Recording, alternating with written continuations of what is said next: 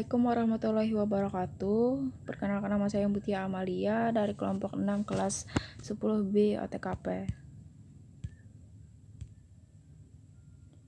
Perangsuransian. Yang pertama ada pengertian. Berdasarkan pasal 246 Kitab Undang-Undang Hukum Dagang atau KUHD disebutkan bahwa asuransi atau pertanggungan adalah perjanjian dengan mana penanggung mengikat diri kepada tertanggung dengan menerima premi untuk memberikan penggantian kepadanya karena kerugian, kerusakan, atau kehilangan keuntungan yang diharapkan.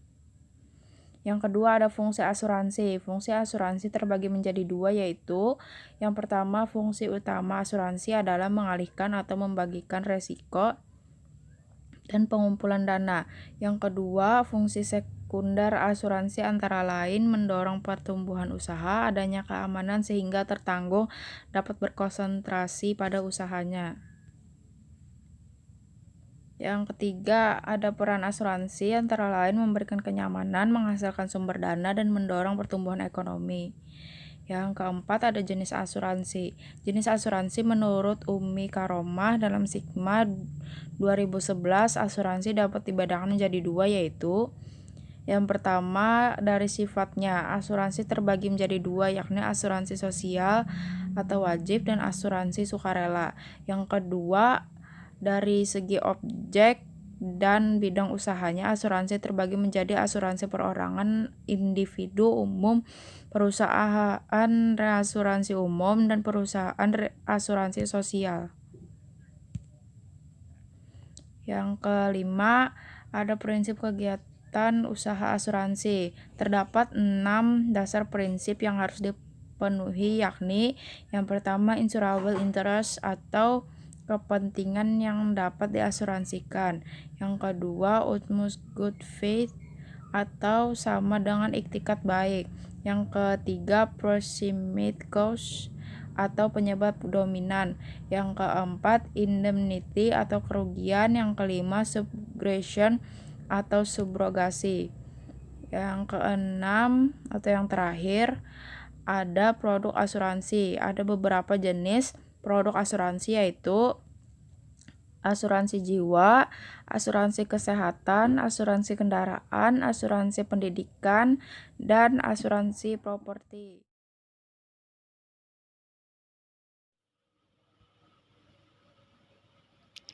Dana pensiun. Pengertian dana pensiun berdasarkan Undang-Undang Nomor 11 Tahun 1992 tentang dana pensiun. Dana pensiun dimaknai sebagai badan hukum yang mengelola dan menjalankan program yang menjanjikan manfaat pensiun. Lembaga dana pensiun adalah lembaga atau badan khusus yang mengurus dana pensiun dengan sumber dana dari yayasan atau perusahaan sebagai jaminan hari tua bagi anggota yayasan atau perusahaan yang bersangkutan. Fungsi: menyediakan dana atau uang pertanggungan apabila peserta meninggal dunia atau mengalami kecelakaan fatal yang mengakibatkan cacat tubuh sebelum mencapai usia pensiun. Peran: A. Penyediaan biaya hidup di hari tua. B. Sarana peningkatan ekonomi. C. Penambahan motivasi dan ketenangan kerja. Jenis: A.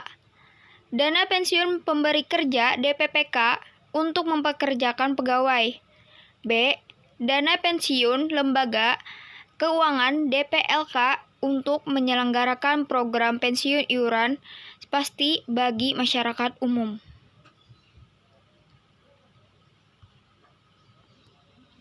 Produk dana pensiun. A. Dana pensiun dengan konsep tabungan memiliki karakteristik berbentuk setoran tabungan selama masa kepesertaan, tidak dilindungi oleh asuransi jiwa, serta manfaat pensiun sebesar total pensiun dan hasil investasinya. B.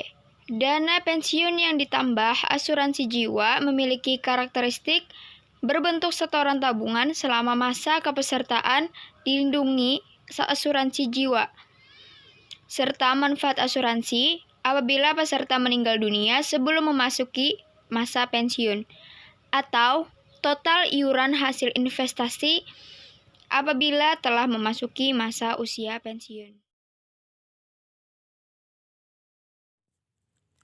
Lembaga pembiayaan. Pengertian lembaga pembiayaan. Lembaga pembiayaan adalah badan usaha yang melakukan kegiatan pembiayaan dalam bentuk penyediaan dana atau barang modal. Unsur lembaga pembiayaan: A. Badan usaha, B. Kegiatan pembiayaan, C. Penyediaan dana, D. Barang modal, E. Tidak menarik dana secara langsung, F. Masyarakat. Peran: sebagai sumber dana alternatif, menampung dan menyalurkan aspirasi serta minat masyarakat untuk berperan aktif dalam pembangunan.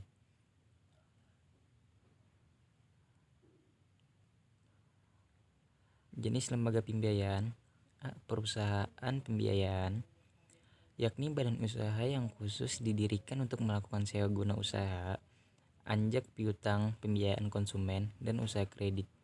B. Perusahaan model venture capital company, yakni badan usaha yang melakukan usaha pembiayaan penyertaan modal ke dalam suatu perusahaan yang menerima bantuan pembiayaan investor company untuk jangka waktu tertentu. C. Perusahaan pembiayaan infrastruktur, yakni badan usaha yang didirikan khusus untuk melakukan pembiayaan dalam bentuk penyediaan dana pada proyek infrastruktur. Prinsip kegiatan usaha lembaga pembiayaan. A. Karakter, yaitu penilaian terhadap karakter atau kepribadian calon penerima pembiayaan. B. Capacity, yaitu penilaian secara objektif tentang kemampuan penerima pembiayaan untuk melakukan pembayaran. C. Kapital, yaitu penilaian terhadap kemampuan modal yang dimiliki calon penerima pembiayaan yang diukur dengan posisi perusahaan secara langsung. D. Kolateral, yaitu jaminan yang dimiliki oleh calon penerima pembiayaan. E. Condition, yaitu melihat keterkaitan kondisi ekonomi di masyarakat dengan jenis usaha yang dilakukan. Produk lembaga pembiayaan. A. Lembaga pembiayaan pembangunan, lembaga perantara penerbitan dan perdagangan surat berharga. B. Leasing, sewa guna usaha.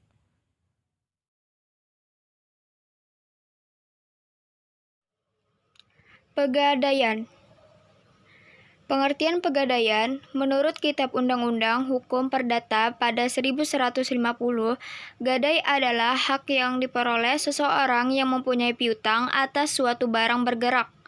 Seorang yang berutang tersebut memberikan kekuasaan kepada orang yang berpiutang untuk menggunakan barang bergerak yang telah diserahkan untuk melunasi utang apabila pihak yang berutang tidak dapat memenuhi kewajibannya saat jatuh tempo.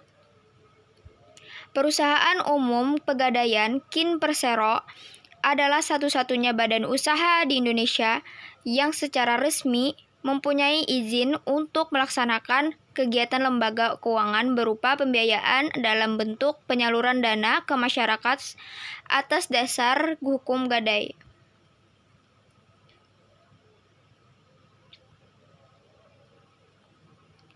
Fungsi pegadaian. Pedoman operasional Pegadaian 1999 menyebutkan bahwa tugas pokok PT Pegadaian adalah menyalurkan uang pinjaman atas dasar hukum gadai dan usaha lain atas persetujuan Menteri Keuangan. Pegadaian mempunyai beberapa fungsi, yakni sebagai berikut.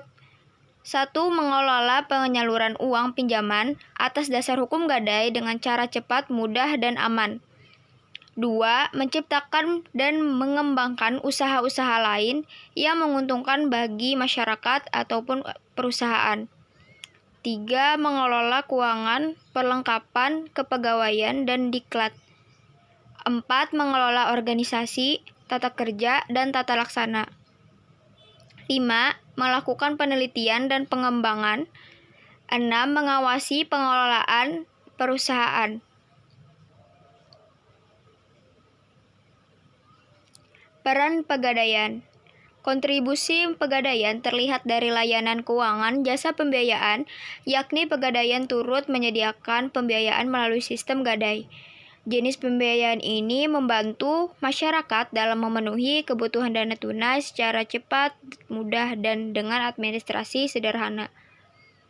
Kehadiran pegadaian di tengah masyarakat juga dapat digunakan untuk memajukan perekonomian masyarakat, khususnya pengembangan ekonomi kerakyatan.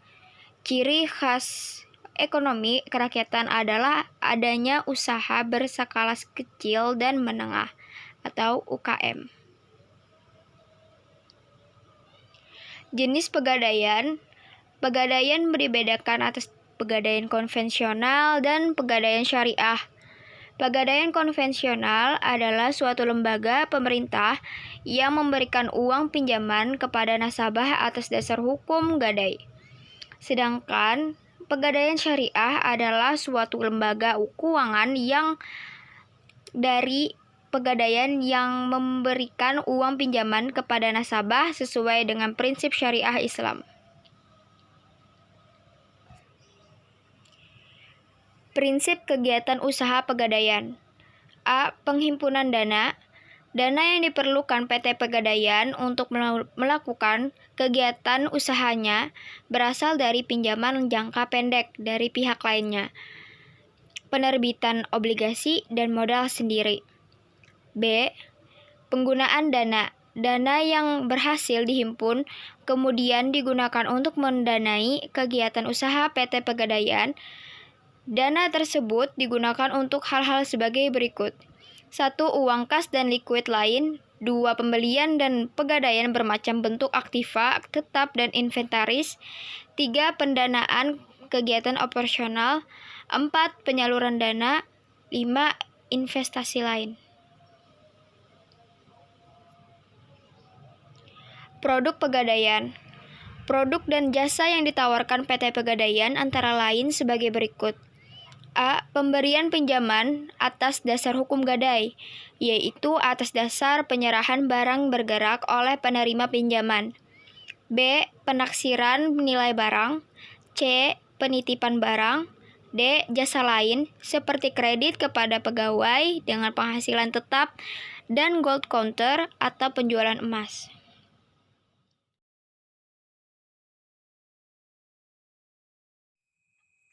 Lembaga keuangan milik swasta. 1.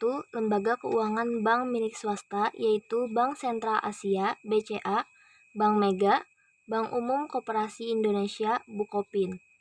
2. Lembaga keuangan di bidang asuransi yaitu PT Asuransi Bumi Putra 1912, PT Asuransi Sentral Asia, PT ACA, PT Asuransi Bumi Asih Jaya. Dan 3. Lembaga keuangan di bidang pembiayaan yaitu PT One Finance dan